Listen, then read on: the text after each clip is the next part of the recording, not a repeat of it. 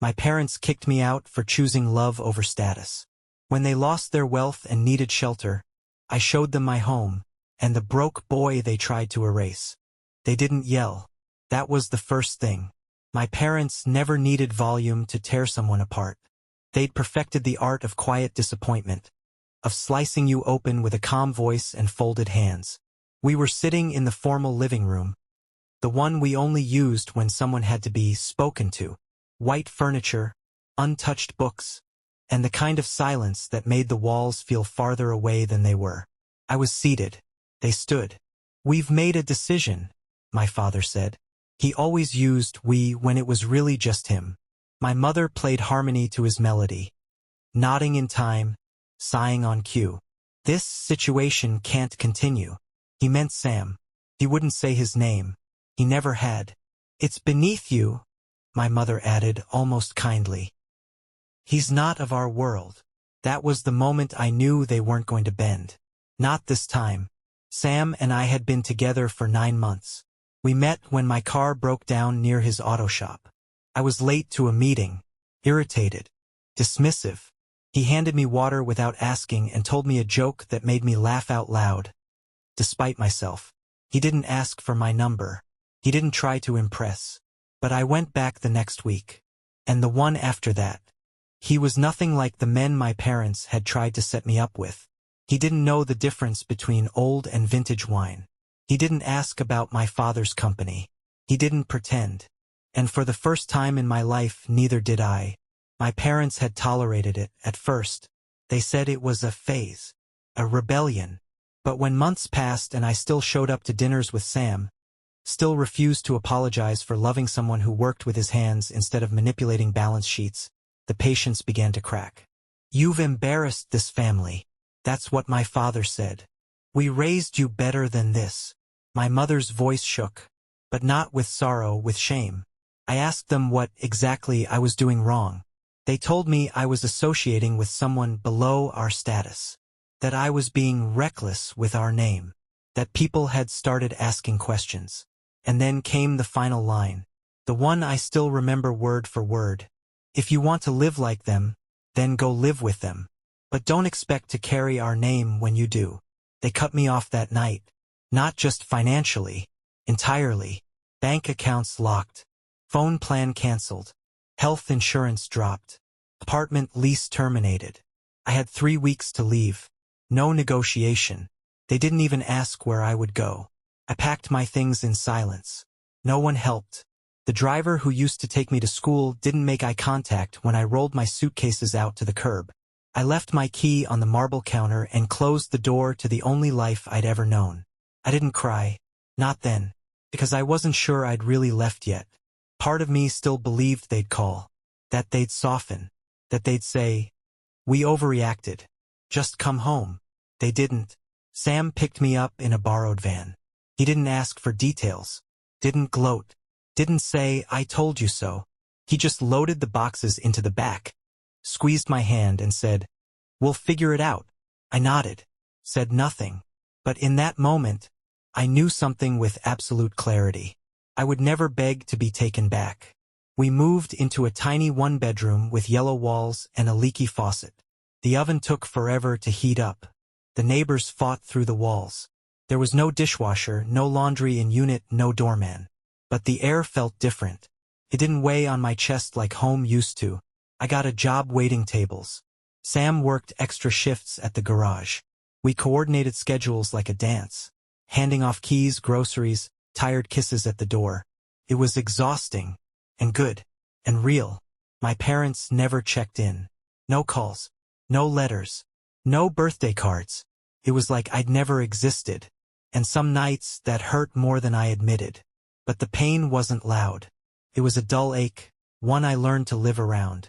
We made rituals out of nothing. Pancakes on Sundays, watching movies on a laptop balanced on a stack of books. Falling asleep on the couch halfway through. He started drawing again. Something he hadn't done in years. I encouraged it. I believed in him. It took time, years really, for us to build anything close to stability. But brick by brick, we did. And while they were throwing parties and posing for magazines, We were learning how to make a life that didn't rely on anyone else's name.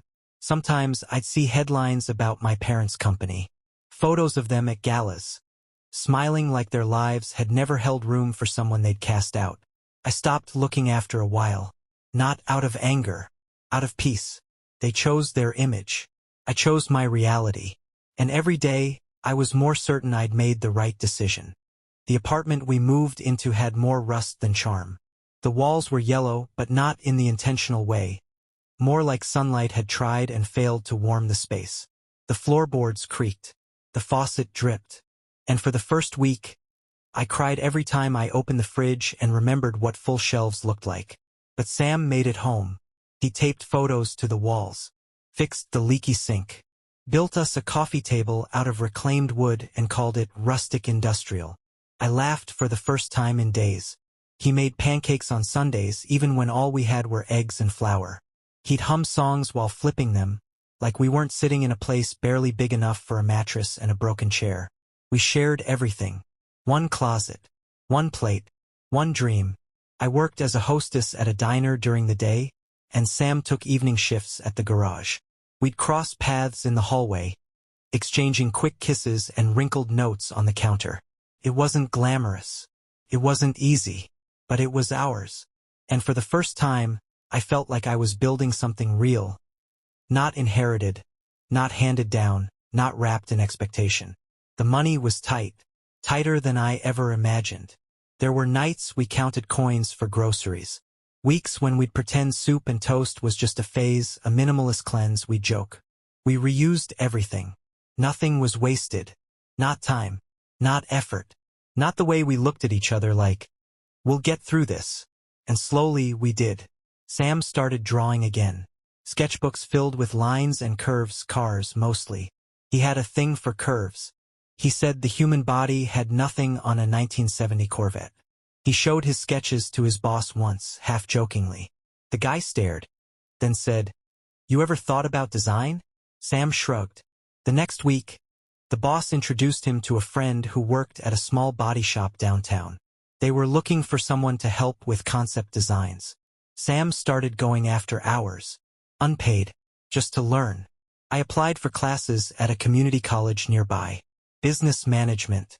It wasn't part of the plan, back when I still lived under chandeliers and summered in Spain.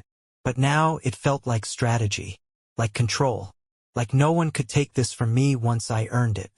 I studied at night with my back against the fridge, pages lit by the oven light because the desk lamp had shorted out. Sam would come home and find me half asleep, book in lap, highlighter in hand. He'd carry me to bed like it was nothing, like I wasn't failing forward. Years passed like that, 1 inch at a time. No windfalls, no miracles, just consistency. I stopped thinking about my parents. It wasn't on purpose. I just got busy living. Once, I ran into someone I knew from before. An old school friend, Clara, whose family had once thrown galas with ours. She looked at me, took in the worn shoes, the hand-me-down coat, the short nails, and said, "Wow, you're still with that guy." I nodded. "You know," she added, "people were really worried about you. Thought maybe you'd lost yourself." I looked her straight in the eye and said, "No, I finally found me." She didn't have anything to say after that. Sam's side gig turned into contract work. They started paying him, slowly at first, then more consistently. He brought home designs and I helped him organize them, built him a portfolio, taught him how to write emails that sounded polished. He started getting offers, small jobs, local shops. One day he came home with a grin and said, "They want to license a design." I didn't cry, not then. But when I closed the bathroom door, I sat on the floor and shook, not because we were rich, but because for the first time in years, I didn't feel like we were drowning. I graduated. No cap and gown. Just a paper in the mail with my name on it. We framed it in a second-hand frame and hung it next to one of Sam's first commission checks. It looked like a museum wall of quiet victories. We saved everything. Every bonus. Every refund. Every dollar that wasn't for rent or food went into a jar labeled next.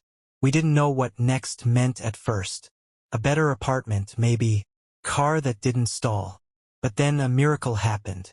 The old woman across the hall, Mrs. Ellison, decided to sell her unit. Her grandson was moving her to live with him. We bought it. Small loan. Big courage. Sam cried when we signed the papers. I held his hand and said, "We're just getting started." We renovated it ourselves. Tore up the carpet. Painted the walls. Built shelves from scratch. We argued over lighting. Made up over takeout. It was messy. It was slow.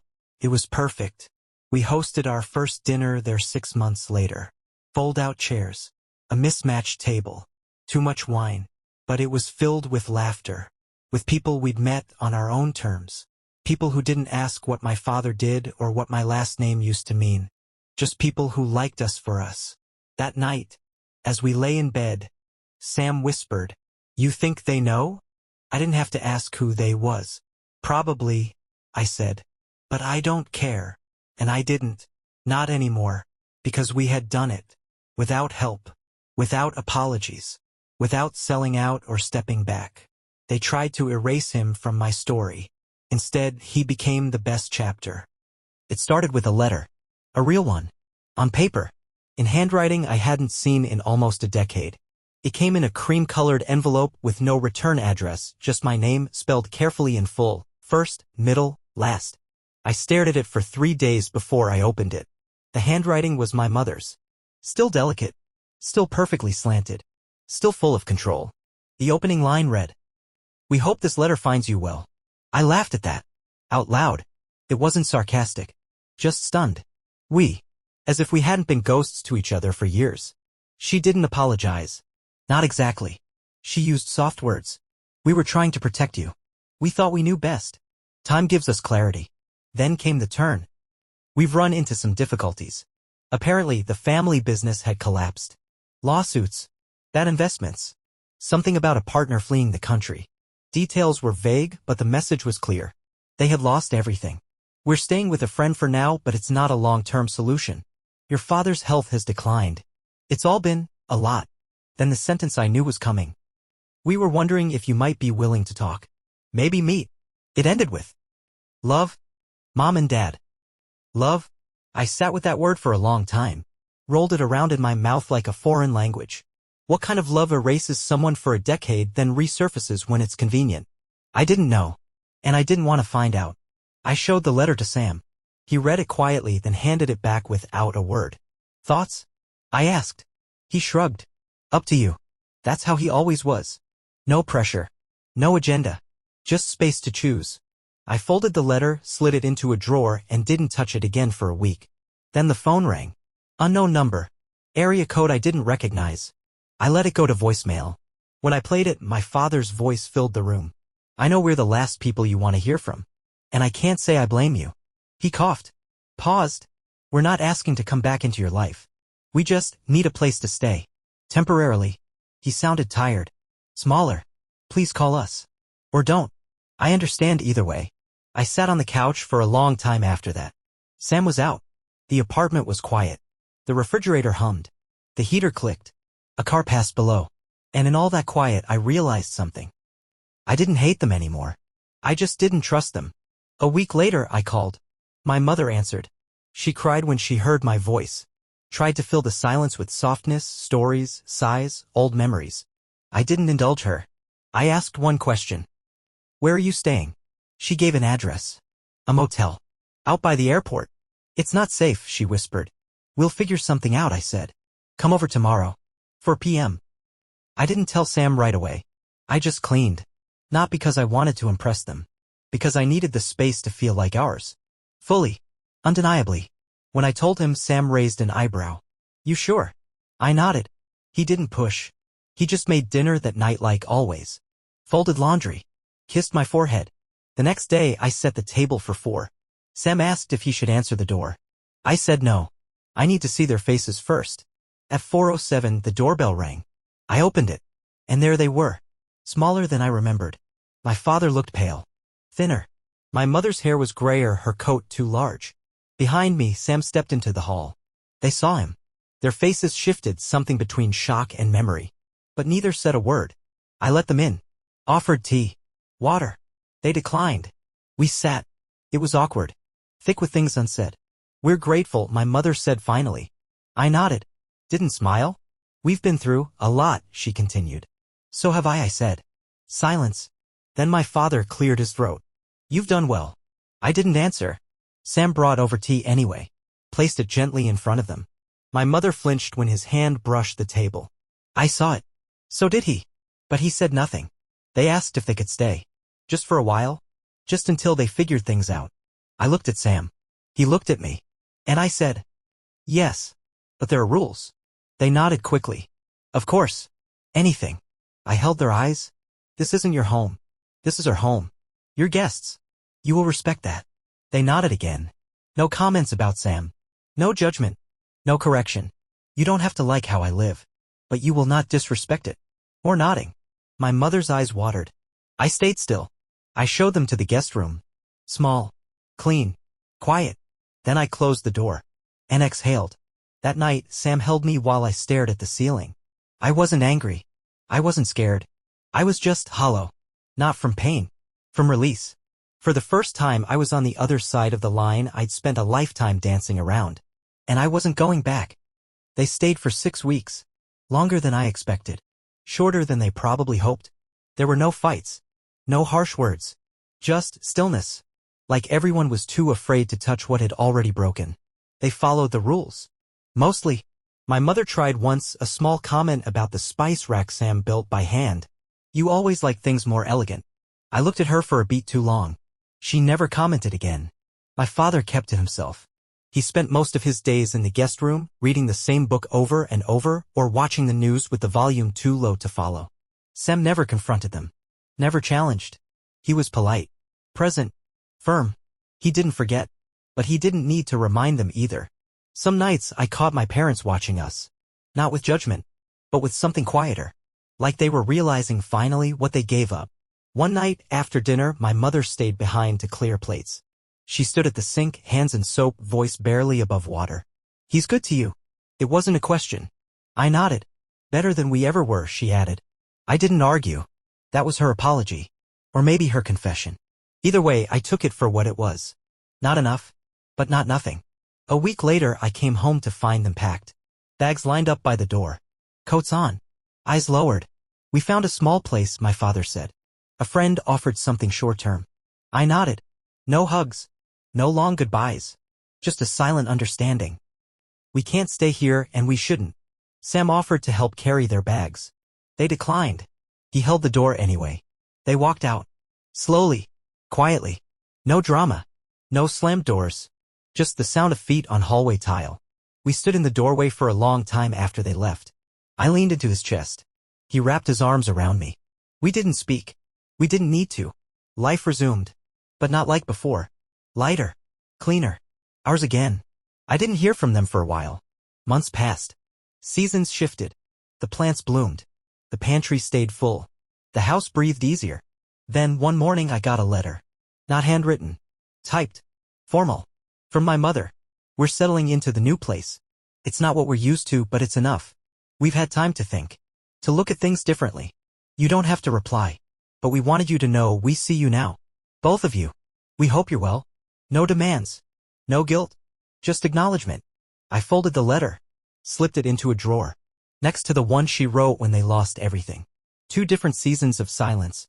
One closed. One cracked open. I never wrote back. But I didn't throw it away either.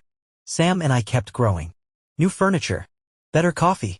A weekend trip to a place that smelled like salt and second chances. We talked about maybe moving. Not for space. Just for change. Because now we could.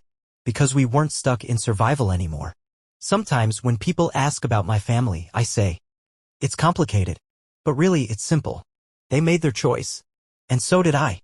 They taught me how to leave a life that wasn't mine. And I used that lesson to build one that is. Forgiveness? I don't know. Maybe. Maybe not. But peace that came anyway. And that's what matters. Some endings don't come with closure. They come with clarity. And sometimes that's more than enough. Because in the end, I didn't slam the door they once closed on me. I just built a better one. And this time I kept the key.